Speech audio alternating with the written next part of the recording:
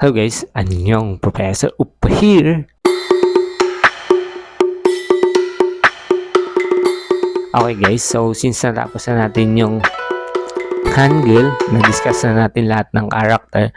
So ngayon naman is tuturuan ko na kayo kung paano magsulat ng Korean. Sobrang dali lang magsulat ng Korean. Okay, nung una pa lang ako nag-aaral, nung bago-bago pa lang ako, akala ko din sobrang hirap nung nakakita ko ng mga Korean words and Korean sentence, Korean phrases. Sabi ko, yan parang ang hirap. Pero nung natutunan ko yung pattern, okay, so sobrang dali lang pala magsulat. So pag natuto na kayo magsulat, kasunod nila is matututo na rin kayo magbasa.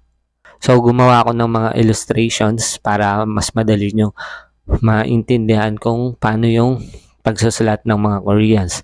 Okay, so pag nagsusulat ang mga Koreans is by syllable. So tinatawag nila itong syllable block. Itong syllable block is imaginary block siya or imaginary square. So dito kinocompose ng mga Koreans yung kanilang mga syllable. Okay, so kaya nga tinawag siyang syllable block. So ito yung mga patterns. Okay, so meron pang dalawang pattern. Mamaya ko na sasabihin yung panghuli na yon. Kasi itong apat na to is ito yung pinaka-common na mga patterns na ginagamit na syllable block. So makikita nyo dyan is yung vowel natin is may dalawang positioning. Bubula lang ako. So makikita nyo dyan yung vowel natin is may dalawang positioning.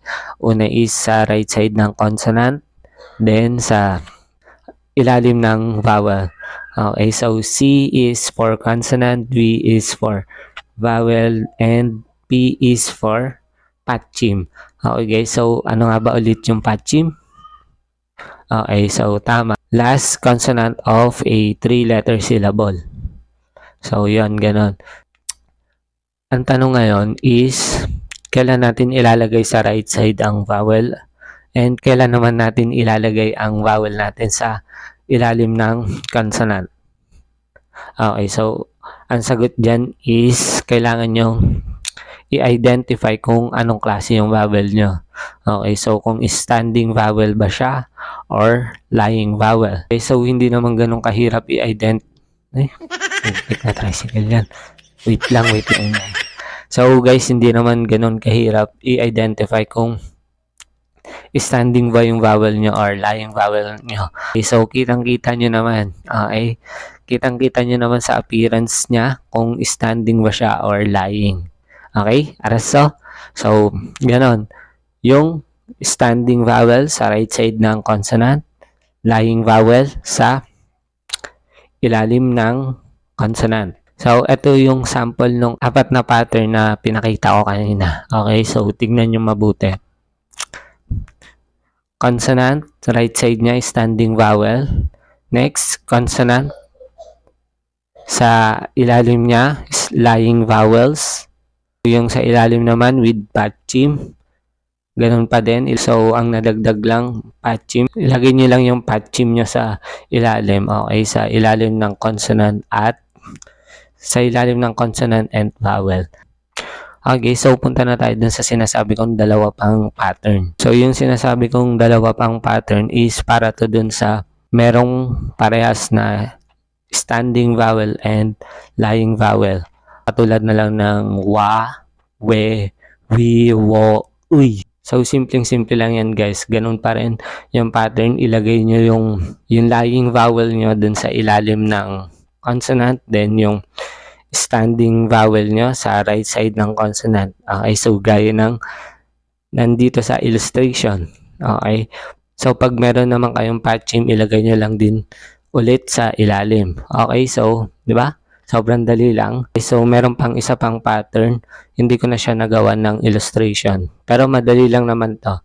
Ito yung may double consonant na patchim. Pero hindi siya yung double consonant na double kiyok or double shiyet.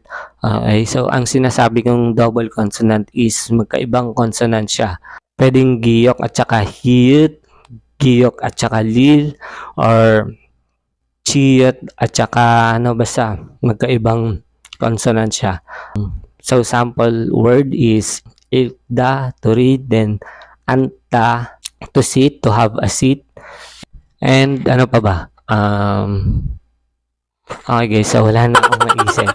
So i-encounter rin naman natin yung mga words na yan along the way sa pag-aaral natin ng Korean language. Kaya huwag kayong mag-alala. Ngayon, marunong na kayo magsulat? Tama ba? Okay, kung marunong na kayo magsulat, try nyo na tong basahin. Okay, so that's it. That's all for today's video. So see you next time. 그래서 다음 시간에 봐요. 안녕. Bye.